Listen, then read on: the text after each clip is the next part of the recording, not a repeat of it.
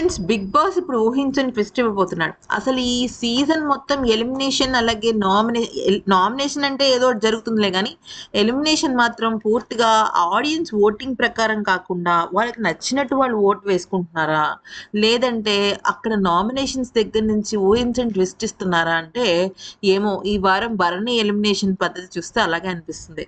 ఈ వారం ఎలిమినేట్ అయింది ఎవరు అంటే భరణి గారు అని చెప్పడంలో ఎటువంటి సందేహం లేదు. కానీ ఇక్కడే బిగ్ బాస్ ఆటను మార్చేశాడు.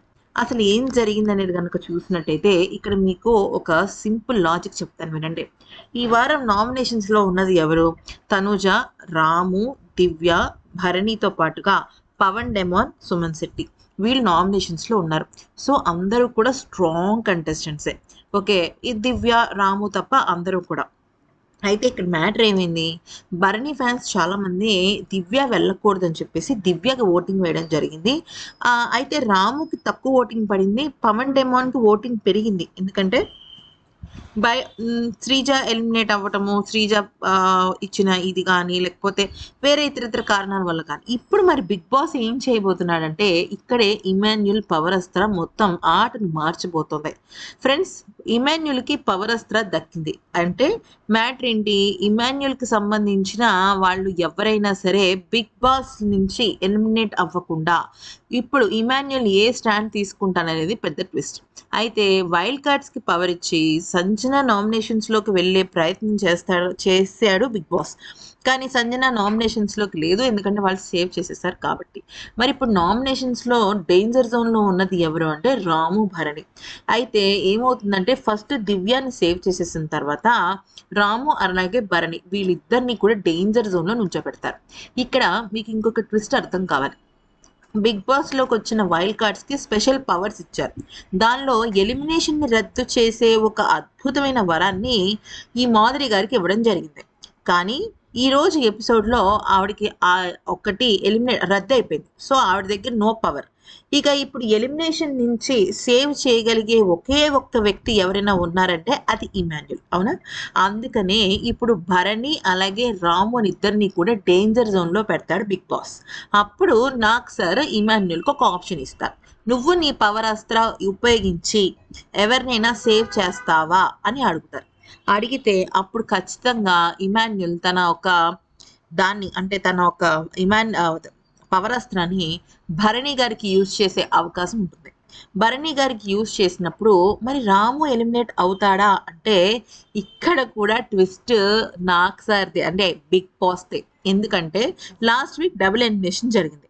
ఈ వారం వైల్డ్ కార్డ్స్ రావడంతో టోటల్గా టీఆర్పీ తారుమారు అయిపోయింది. సో ఇప్పుడు భరణిని కనుక ఇమాన్యుల్ సేవ్ చేస్తే వాళ్ళు కనుక ఈ వారం నో ఎలిమినేషన్ పెట్టాలి అనుకుంటే రాముకి భరణి కన్నా ఎక్కువ ఓట్స్ వచ్చాయి కాబట్టి తను ఎలిమినేట్ అవ్వడు. ఎందుకంటే భరణిని ఇమాన్యుల్ సేవ్ చేస్తాడు కాబట్టి ఈ వారం నో ఎలిమినేషన్ అని చెప్తారు.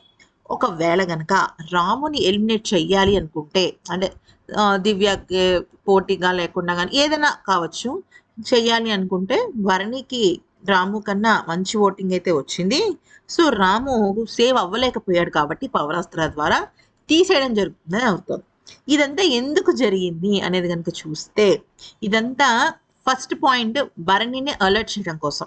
తను బాండ్స్ పెట్టుకుంటున్నాడా, రిలేషన్స్ పెట్టుకుంటున్నాడా, సేఫ్ గేమ్ ఆడుతున్నాడా, ఇవన్నిటిని దృష్టిలో పెట్టుకుని భరణిని డేంజర్ జోన్ దాకా తీసుకొస్తే ఓకే, తను గతంలో నన్ను నామినేట్ చేసిన వాళ్ళందరూ వెళ్ళిపోతున్నారు అని ఆయన భ్రమలో ఉన్నాడు. అంతేకాకుండా వచ్చిన కంటెస్టెంట్స్ కొంతమంది ఆయనలో ఉన్న నెగిటివ్స్ చెప్పారు, పాజిటివ్స్ చెప్పారు. సో ఆయన కన్ఫ్యూజన్లో ఉన్నారు. ఎప్పుడైతే ఈయన డేంజర్ జోన్లోకి వచ్చారో అప్పుడు ఖచ్చితంగా ఇక్కడ భరణి గారు అలర్ట్ అవుతారు. ఏ ఇమాన్యుల్తో అయితే ఇక్కడ దివ్యాన్ని సేవ్ చేయమని చెప్తాడో అదే ఇమాన్యుల్ లాస్ట్కి భరణిని సేవ్ చేయాల్సి వస్తుంది. ఒకవేళ కనుక ఇప్పుడు ఈవిడ దగ్గర కనుక ఎలిమినేషన్ రద్దు చేసే పవరే కనుక ఉంటే ఆవిడ ఖచ్చితంగా భరణి గారిని ఎలిమినేట్ చేసేమనే చెప్తుంది. లేదు సార్, ఎలిమినేట్ అయిపోతే అయిపోనివ్వండి, నేను నాకు వాడుకుంటాను అంటది. సో ఖచ్చితంగా ఇక్కడ బిగ్ బాస్ డబుల్ గేమ్ ఆడాడు అనమాట. సో ఈ వారం లాస్ట్ వీక్ శ్రీజ, ఈ వీక్ ఇటువంటి పవర్ అస్త్ర ఎలిమినేషన్స్ ఇవన్నీ చూసిన తర్వాత మనకి ఏమర్థమైందంటే ఎలిమినేషన్ అనేది ఓటింగ్ కన్నా కూడా బిగ్ బాస్ చేతుల్లో ఉందని నాకు అర్థమైంది. ఈ వీడియో నచ్చితే లైక్ చేయండి, సబ్స్క్రైబ్.